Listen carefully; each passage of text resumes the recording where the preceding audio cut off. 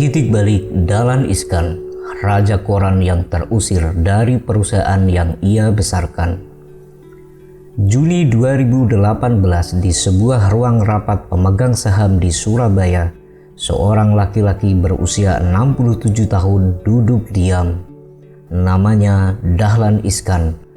40 menit kemudian ia resmi dicopot dari perusahaan yang ia besarkan selama 36 tahun. Perusahaan itu bernama Jawa Pos. Koran yang dulu ia pimpin saat oplahnya cuma 6.800 eksemplar sehari, hampir bangkrut, hampir mati.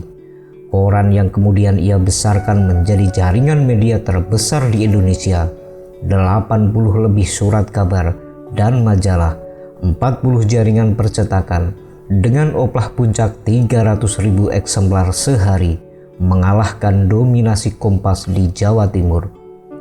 Koran yang membesarkan nama Persebaya dan melahirkan istilah bonek yang kini menjadi identitas kota pahlawan. Koran yang mengantarkannya menjadi Direktur Utama PLN, lalu Menteri BUMN Republik Indonesia. Tapi hari itu semua yang ia bangun direbut dari tangannya sendiri. Dan ini bukan pertama kalinya hidup Dahlan Iskan dihantam sampai ke titik paling bawah. 11 tahun sebelumnya, ia pernah dinyatakan dokter hidupnya tinggal 6 bulan lagi karena kanker menggerogoti hatinya. Ia bertahan, ia lolos dari maut, ia membangun kembali kerajaannya. Tapi kali ini yang menghancurkannya bukan penyakit. Yang menghancurkannya adalah keputusan yang ia ambil sendiri bertahun-tahun sebelumnya. Bagaimana seorang anak dari keluarga termiskin di desanya yang bahkan tidak tahu tanggal lahirnya sendiri bisa membangun kerajaan media terbesar di Indonesia? Dan bagaimana dirinya bisa terusir dari perusahaan yang ia besarkan selama 36 tahun dan menjadi salah satu raja media di Indonesia? Mari kita mulai kisahnya. Masa kecil dan latar belakang keluarga, anak desa yang hanya punya satu sarung. Di sebuah desa kecil bernama Tegal Arum, Kecamatan Bandarangin, Magetan, Jawa Timur, lahirlah seorang anak laki-laki dari pasangan Muhammad Iskan dan Nafsiah. Anak itu, Dahlan, adalah anak ketiga dari 4 bersaudara. Ia punya 2 kakak perempuan, Kosiatun dan Sofiati, serta seorang adik laki-laki bernama Zainuddin. Keluarga ini bukan sekadar sederhana, mereka benar-benar miskin.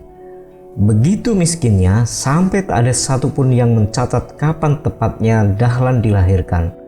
Tidak ada bidan, tidak ada catatan sipil, tidak ada yang peduli mencatat tanggal kelahiran seorang anak petani di pelosok Magetan.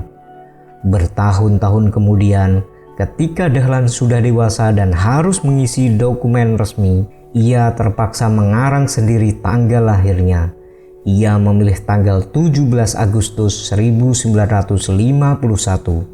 bukan karena ia lahir hari itu, tapi karena tanggal itu gampang dia ingat, bertepatan dengan hari kemerdekaan Indonesia. Bayangkan itu, bahkan hari lahirnya sendiri adalah sesuatu yang harus ia ciptakan, bukan sesuatu yang ia warisi. Masa kecil Dahlan dihabiskan dengan menggembala domba dan kambing keluarga. Sambil menjaga ternak, ia dan teman-temannya membuat wayang dari ranting pohon ketela. Suatu hari ia begitu asik bermain sampai lupa domba-dombanya dan panik setengah mati membayangkan amarah ayahnya jika ternak itu hilang. Ia juga pernah jatuh dari punggung kerbau saat adu tunggang dengan temannya hingga mulutnya terluka. Kisah paling menggambarkan kemiskinan keluarga ini datang dari buku yang ia tulis sendiri bertahun-tahun kemudian, berjudul Ganti Hati. Di sana Dahlan bercerita, sepanjang masa kecilnya ia hanya memiliki 1 celana pendek dan 1 baju, tapi ia punya 1 sarung. Dan sarung itu, katanya sambil bercanda, punya banyak fungsi, untuk sholat, untuk selimut saat dingin, untuk menutup badan saat baju satu-satunya dicuci, bahkan untuk menutupi rasa malu. Rumahnya jauh dari sekolah. Setiap hari ia harus berjalan kaki puluhan kilometer, kadang tanpa alas kaki, melewati sawah dan jalan desa yang becek saat hujan. Tidak ada uang jajan, tidak ada uang buku, yang ada hanya tekad untuk terus sekolah, karena pendidikan adalah satu-satunya jalan keluar dari kemiskinan yang membelenggu keluarganya. Lingkungan itulah yang membentuk karakter Dahlan kecil, tangguh, hebat, dan terbiasa hidup dengan apa adanya. Sifat-sifat inilah yang kelak, tanpa ia sadari, menjadi modal utama saat ia harus membangun sebuah koran yang sekarat dari nol. Awal karir dari Samarinda ke majalah Tempo, wartawan kecil dari Kalimantan Timur. Setelah dewasa, Dahlan merantau jauh dari kampung halamannya. Ia sampai di Samarinda, Kalimantan Timur, sebuah kota yang jauh dari hiruk-pikuk Jawa, jauh dari keluarganya.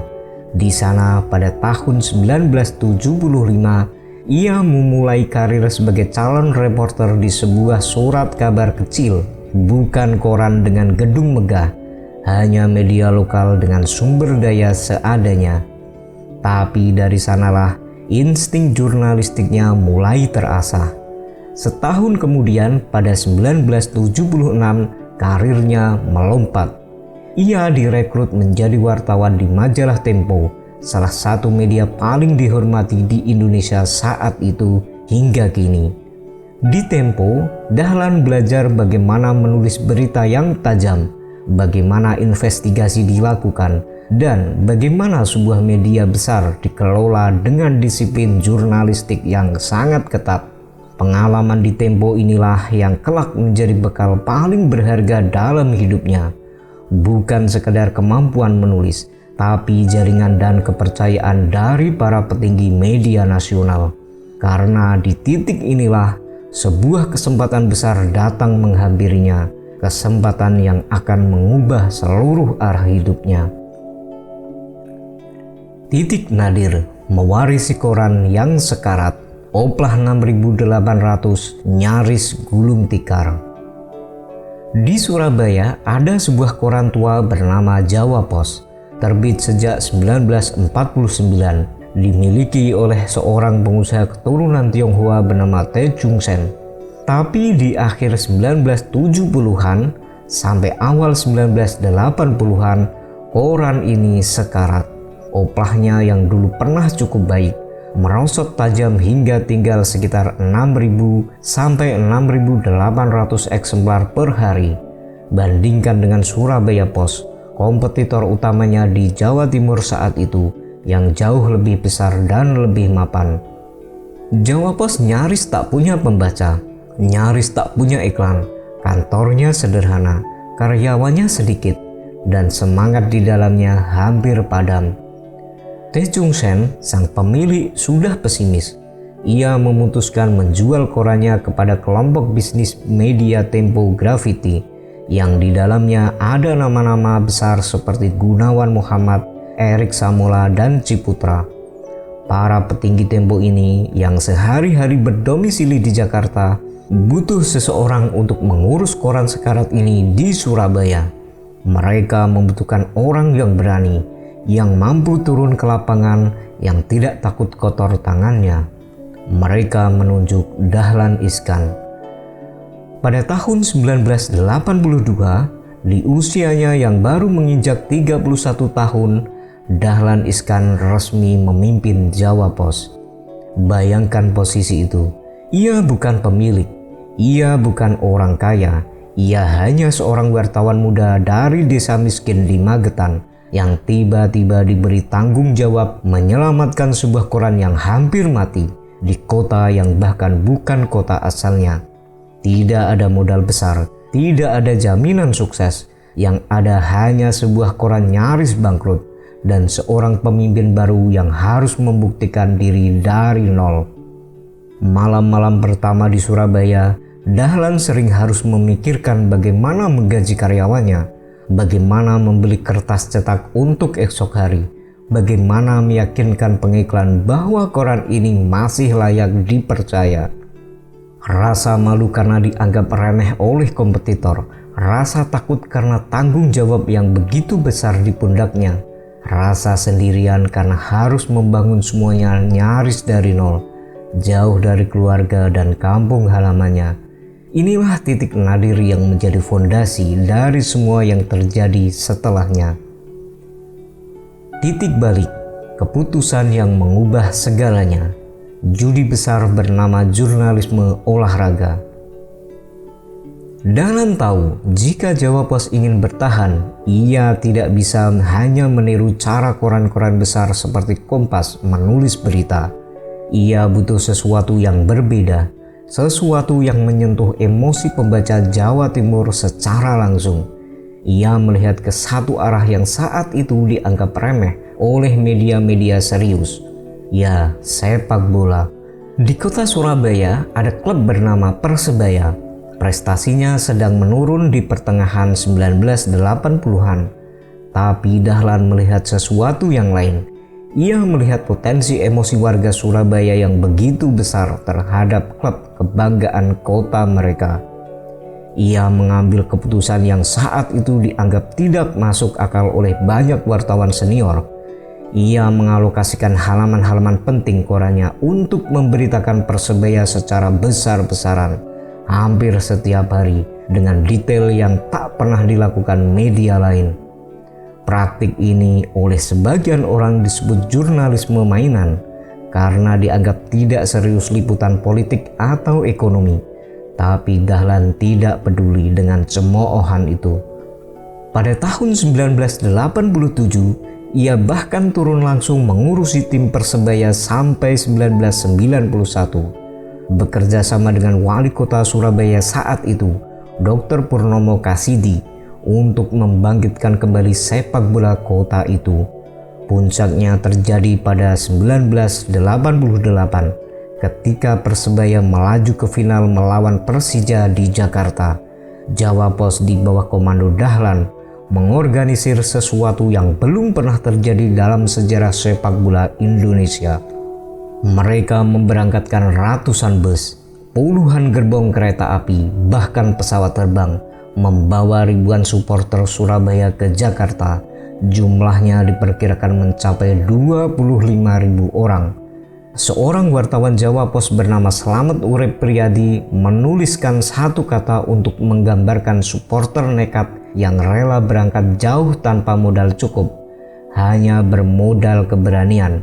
Kata itu adalah bonek, singkatan dari bondo nekat atau modal nekat. Kata itu meledak. Dalam waktu singkat, bonek menjadi identitas yang melekat pada supporter Persebaya, dan Dahlan Iskan dikenal sebagai sosok di balik lahirnya identitas itu. Strategi ini bukan sekedar tentang sepak bola. Ini adalah keputusan bisnis yang brilian.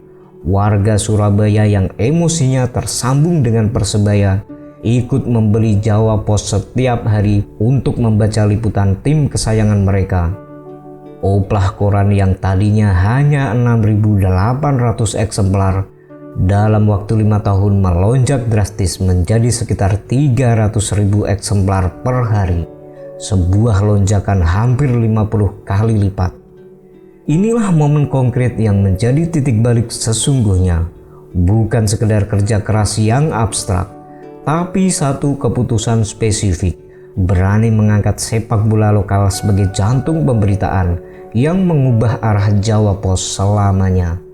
Dari sinilah semangat kebangkitan itu bermula, dari keberanian mengambil jalan yang berbeda saat orang lain menganggapnya remeh. Kejayaan membangun kerajaan media dari satu koran menjadi jaringan raksasa. Kesuksesan Jawa Pos di Surabaya hanyalah awal. Dahlan punya ambisi yang jauh lebih besar. Ia mulai membeli dan mendirikan koran-koran lokal di berbagai kota di Indonesia dari Sumatera sampai Papua. Strategi yang sama ia terapkan di setiap daerah. Dekat dengan pembaca lokal, angkat isu-isu yang relevan dengan kehidupan sehari-hari mereka. Dalam waktu tidak sampai 1 dekade, terbentuklah Jawa Post News Network, disingkat JPNN, salah satu jaringan media terbesar di Indonesia. Jaringan ini menaungi lebih dari 80 surat kabar, tabloid, dan majalah, ditambah 40 jaringan percetakan yang tersebar di seluruh negeri. Pada tahun 1997, sebagai simbol kejayaan bisnis media yang ia bangun, Dahlan mendirikan Geraha Pena di Surabaya, gedung pencakar langit yang menjadi markas pusat kerajaan bisnisnya, sekaligus menjadi ikon baru kota Surabaya. Di puncak kejayaannya, tingkat keterbacaan Jawa Post mencapai ratusan ribu pembaca di seluruh Indonesia dengan omset yang mencapai puluhan miliar rupiah per tahun. Ia menjadi rival sejajar bagi Kompas Gramedia yang dipimpin oleh Jakob Utama dalam pertarungan bisnis media cetak nasional. Dua nama besar, dua kerajaan media saling berebut hati pembaca Indonesia. Nama Dahlan Iskan pun melejit jauh melampaui dunia media. Ia dipercaya menjadi Direktur Utama PLN pada Desember 2009, mengurus perusahaan listrik negara yang saat itu tengah menghadapi masalah pemadaman bergilir di berbagai daerah. Kinerjanya di PLN menarik perhatian Presiden Susilo Bambang Yudhoyono. Pada 2011, Dahlan diangkat menjadi Menteri Badan Usaha Milik Negara, menggantikan Mustafa Abu Bakar, dan menjabat hingga 2014. Sebagai menteri, gaya kepemimpinannya berbeda dari pejabat kebanyakan. Ia dikenal turun langsung ke lapangan, bahkan pernah menjadi petugas gerbang tol dadakan dan penumpang di atap kereta api bersama rakyat biasa untuk merasakan langsung persoalan transportasi publik. Tapi di tengah semua kesuksesan ini, ada satu ancaman diam-diam yang mengintai kesehatannya. Pada 2007, Dahlan didiagnosis mengidap hepatitis B kronis yang berkembang menjadi sirosis hati dan 2 benjolan kanker di organ hatinya masing-masing berukuran 6 cm dan 2 cm. Dokter memvonisnya sisa hidupnya tinggal 6 bulan. Ia dihadapkan pada 2 pilihan, menunggu tanpa kepastian atau mengambil risiko operasi transplantasi hati. Dengan caranya yang khas, Dahlan menganalogikan pilihan itu sebagai bergerak dari pasti mati menuju mungkin mati. Ia memilih operasi. Pada 6 Agustus 2007, di Tianjin First Center Hospital, Tiongkok, ia menjalani transplantasi hati. Sebelumnya, ia harus mengantre selama 6 bulan menunggu donor yang cocok. Akhirnya datang kabar, ada donor yang cocok dari seorang pemuda berusia sekitar 20 tahun yang meninggal dunia. Operasi berjalan lancar. Setelah operasi, Dahlan harus berbaring tanpa bergerak selama 24 jam penuh. Tak tahu pasti apakah tubuhnya akan menerima organ baru itu atau menolaknya. Ia selamat. Bertahun-tahun kemudian, ia menuliskan pengalaman ini dalam buku berjudul Ganti Hati dan mengaku bahwa 5 tahun pertama pasca operasi adalah masa paling kritis dalam hidupnya. Dari kegetiran itu, Dahlan justru bangkit lebih kuat. Ia melanjutkan karirnya sebagai menteri, tetap aktif menulis, tetap memimpin kerajaan bisnisnya, seolah kematian yang pernah begitu dekat membuatnya semakin menghargai setiap detik hidup yang tersisa. Inilah masa kejayaan Dahlan Iskan yang sesungguhnya, bukan hanya kejayaan bisnis dan jabatan, tapi juga kemenangan atas maut itu sendiri.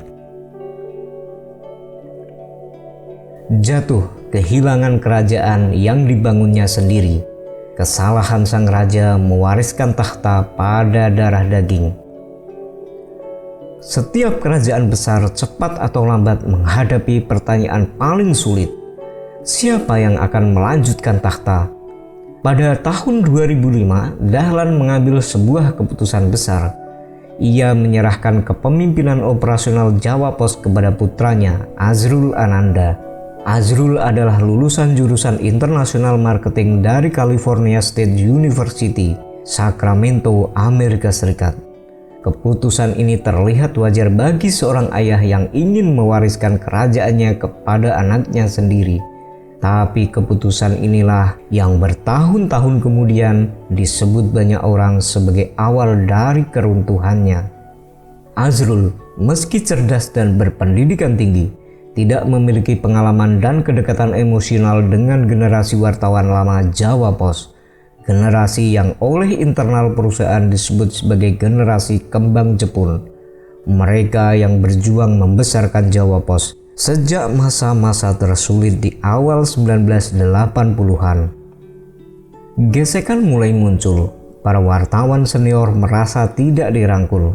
Sementara itu, di sisi lain, kubu pemegang saham lain terutama dari keluarga Gunawan Muhammad melalui PT Gravity Pers mulai menunjukkan sinyal ketidakpuasan. Ketegangan ini diperparah dengan isu bisnis.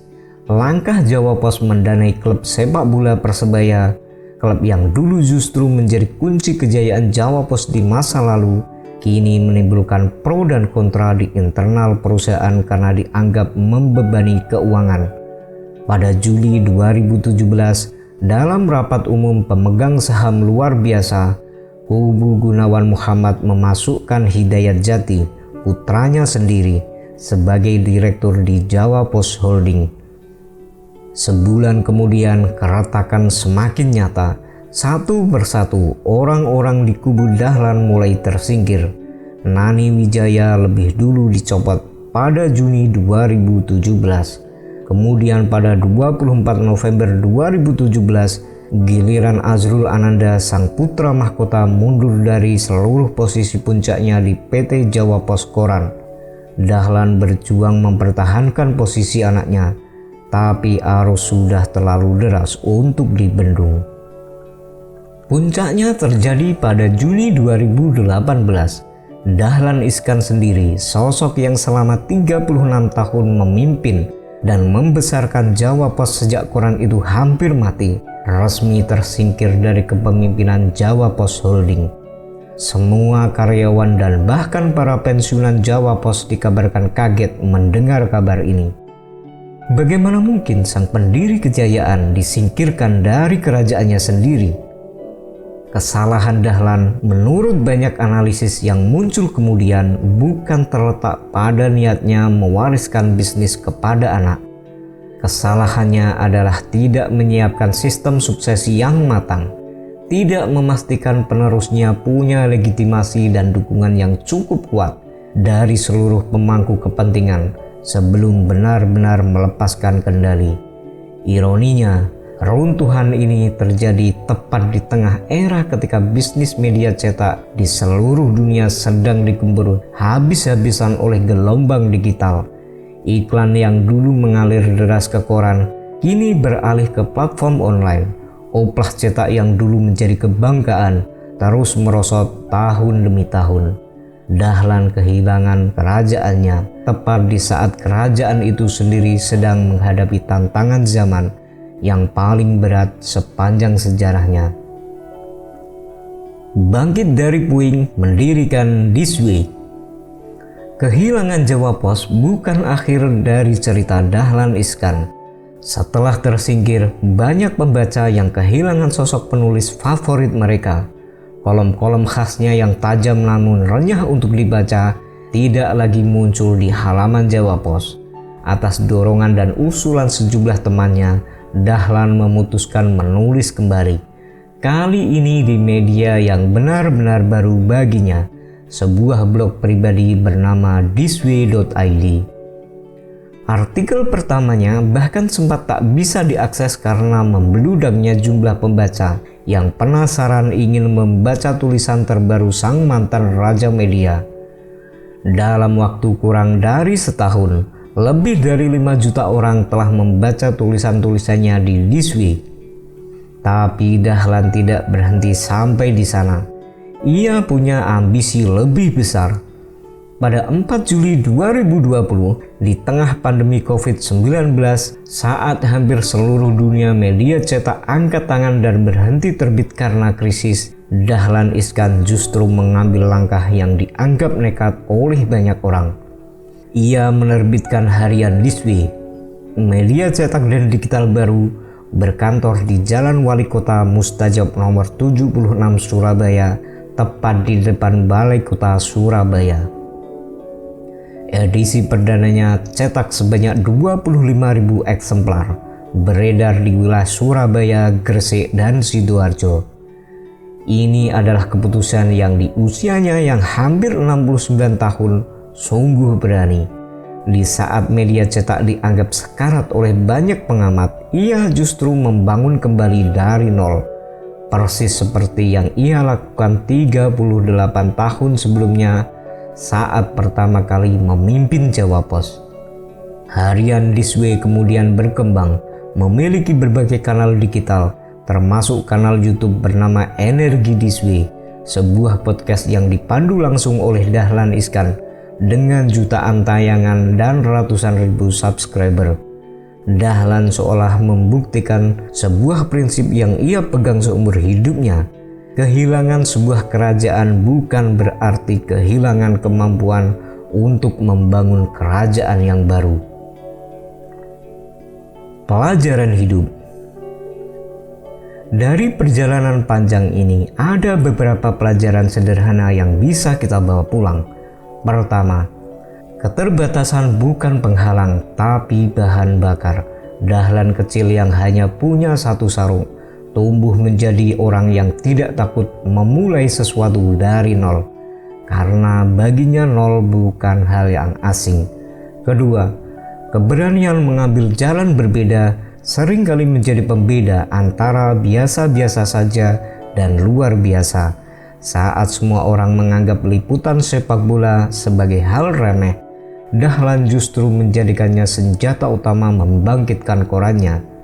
Ketiga, kesuksesan besar tidak menjamin keputusan berikutnya selalu benar. Orang yang mampu membangkitkan koran sekarat menjadi raksasa media tetap bisa salah dalam mempersiapkan siapa yang meneruskan perjuangannya. Keempat, kehilangan yang paling menyakitkan sekalipun, baik kehilangan kesehatan maupun kehilangan kerajaan yang dibangunnya seumur hidup, bukanlah akhir cerita selama kita masih mau memulai kembali. Dan yang terakhir, sebuah pengingat penting bagi kita semua yang sedang membangun sesuatu, baik itu usaha kecil, karir maupun keluarga. Wariskanlah bukan hanya harta atau posisi, tapi juga siapkan fondasi dan dukungan yang kuat bagi siapapun yang akan melanjutkan. Dahlan Iskan hari ini bukan lagi pemilik kerajaan media terbesar di Indonesia, tapi ia tetap menulis, tetap bercerita, tetap membangun di usianya yang telah melewati 7 dekade dengan hati yang bukan lagi hatinya sendiri. Dan mungkin itulah kemenangan yang sesungguhnya. Terima kasih sudah menyaksikan kisah ini hingga akhir video. Jika kisah ini memberimu pelajaran berharga, tekanlah tombol like di video ini. Jangan lupa tinggalkan komentarmu di bawah, share video ini ke keluarga dan orang-orang terdekatmu, serta tekan tombol subscribe jika belum. Sampai jumpa di video inspiratif berikutnya.